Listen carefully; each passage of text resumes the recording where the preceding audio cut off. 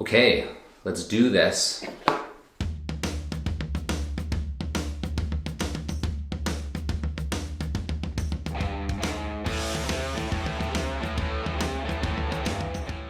All right, today we're going to take like a very deep dive into some key messages of recovery.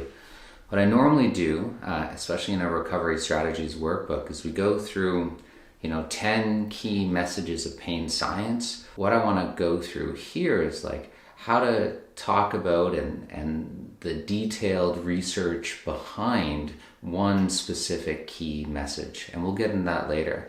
But first we want to touch on these ideas of why we want to talk about key messages, and it's sort of the therapeutic neuroscience education, but instead of just throwing all of this information at people, we want to target what we say to people specific, to their beliefs and their opinions. So if we go back to this quote by Ramachandran, which is like, if pain is the opinion of the brain, in some ways we're trying to change that opinion.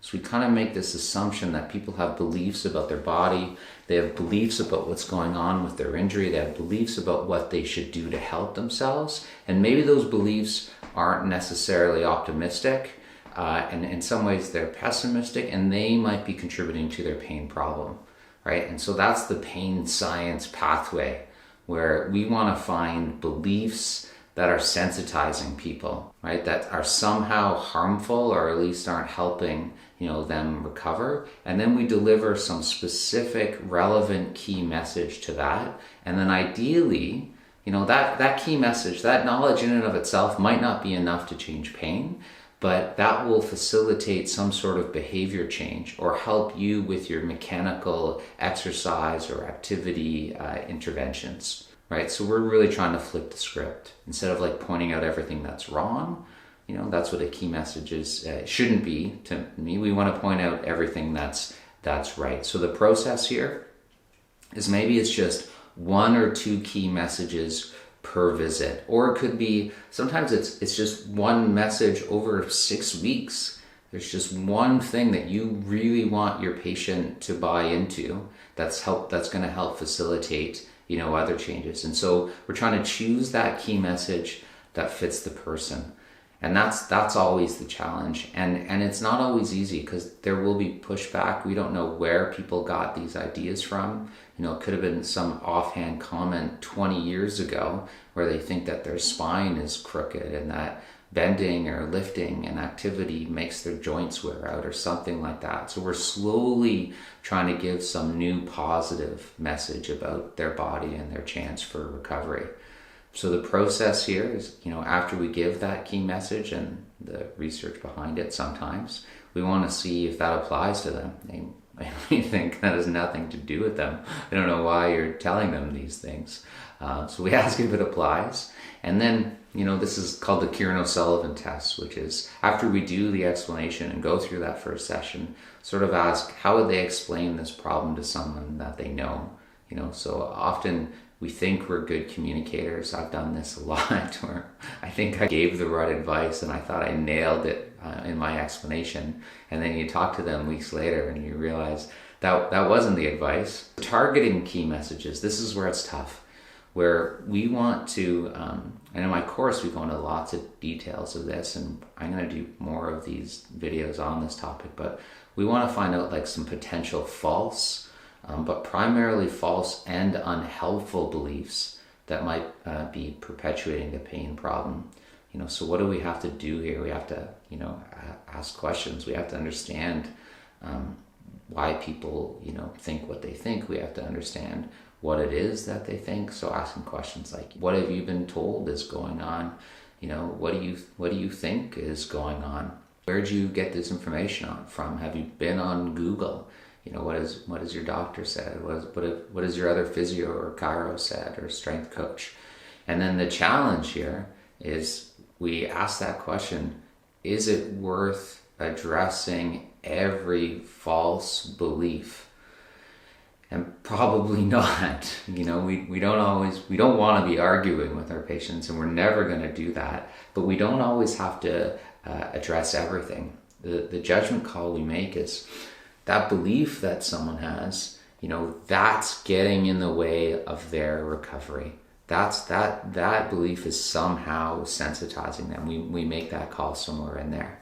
And so addressing beliefs, we can see this through the literature. I would recommend that everyone, take like a motivational interviewing course or read the books. There's a bunch online.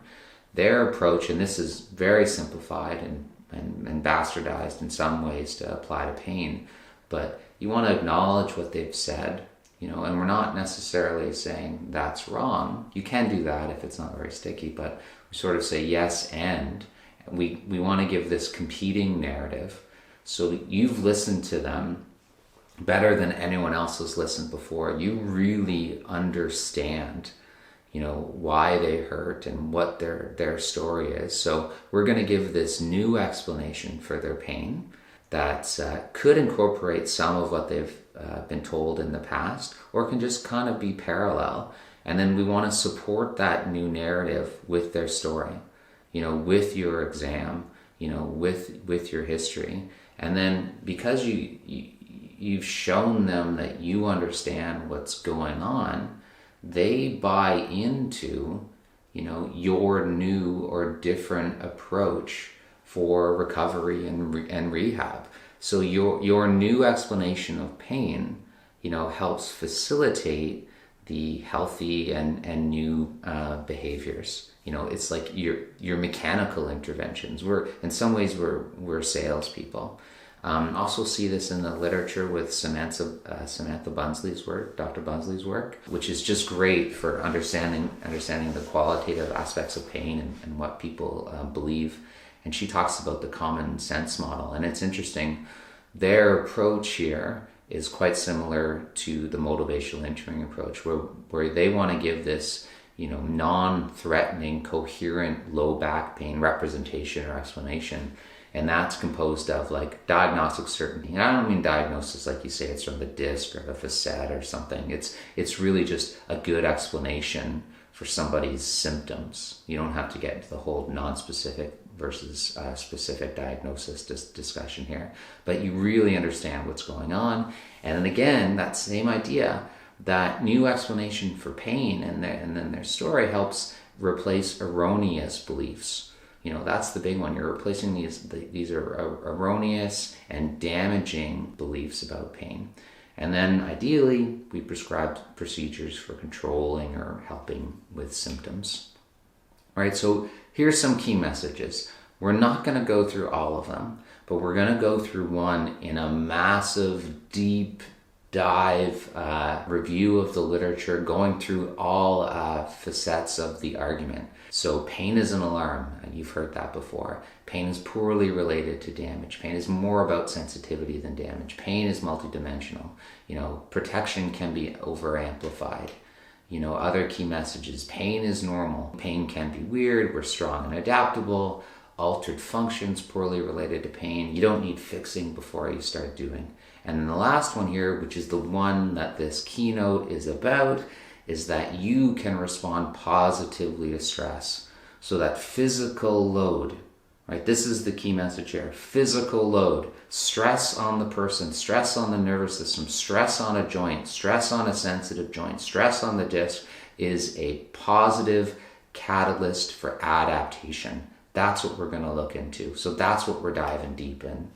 My favorite area is figuring out what our collective professional opinion is on load and joint stress. Because I would argue that sometimes we're talking out of both sides of our mouth, where we tell people we want them to exercise, we tell people that we want them to be active, but then at the same time we put all these limiters on, and we say, well, only squat if your knee doesn't go over your toes, or if your knee remains over your second toe and doesn't cave in, or we say be careful with what you do, or you have to watch out for knee away, and you have to protect the knee, and we need bracing, and we need gait retraining, or if you're overweight, this will cause the knees to wear and tear. So are we putting out like mixed messaging here when it comes to the role of load and stress on the person? And so what we're going to do in the next videos here, or sections of this, is we're going to take a deep dive into the different arguments here, right? We're going to look at, again, so we're wondering, is our advice on exercise and joint stress mixed? We're going to look at, is it wear and tear, right? That's one argument, that joints break down as we use them over time.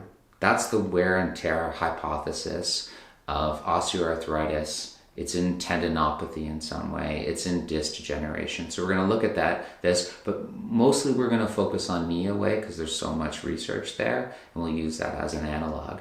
So that's sort of this wear and tear hypothesis, which has been around forever, is this concept that maybe they're realist, I don't like to think so, but altered postures and prolonged loading will lead to future wear and tear. That's sort of the idea, or we're doomed to fail, right? You use something, it's gonna break down. That's sort of the idea. It's the evolutionary argument that maybe we weren't meant to live beyond 40 or 50, so our joints were great when we were young, but you're gonna pay for it later. Oh, you did gymnastics when you were a kid? You are in trouble. All that running you did in your 20s and 30s? You're gonna pay for that later. If you're an optimist, is it wear and repair? Meaning we stress the system, right? And slowly over time, we adapt, right? We repair, we get stronger. It's mechanotransduction, or it's changes in the nervous system or something like that. And so we're gonna go through the research on this area. And so to me, that's what movement optimism about, is that the body, this key message again, and this is what we're trying to sell to our patients, in my opinion, is that the body responds positively to physical stress, or we're built to adapt. Okay, so we're going to take a break there. We're going to split this up into segments so that you have time to recover from the onslaught of research. See you in a bit.